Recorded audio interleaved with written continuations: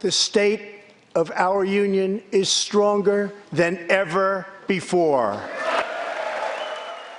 President Donald Trump delivering a State of the Union address tonight before a highly charged and partisan atmosphere in the House of Representatives. President Trump delivered his third State of the Union address tonight to a deeply divided Congress, with senators preparing for a final verdict tomorrow in the president's impeachment trial. The speech was peppered with memorable moments and a few snubs.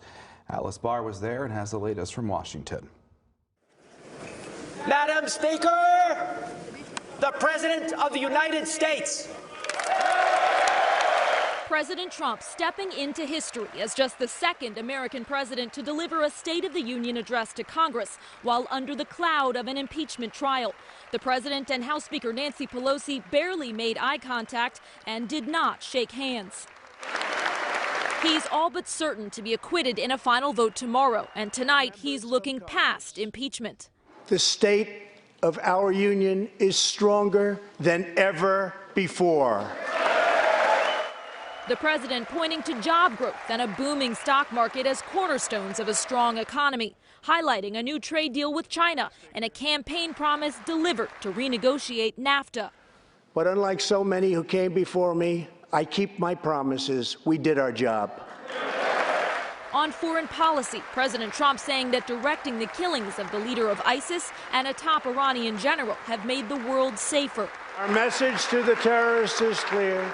You will never escape American justice.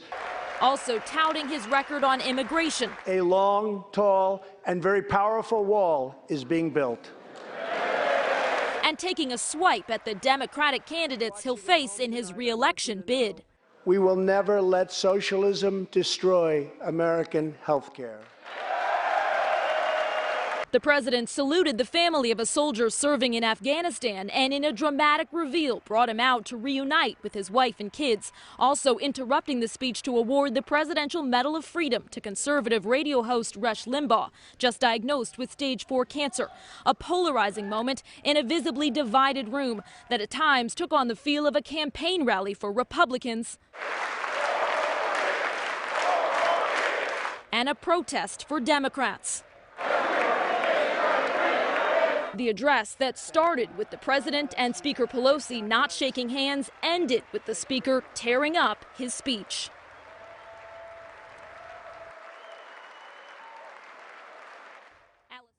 Also in attendance tonight, Chief Justice John Roberts, who will preside over the end of the president's impeachment trial tomorrow afternoon. The latest on our website, mytwintiers.com.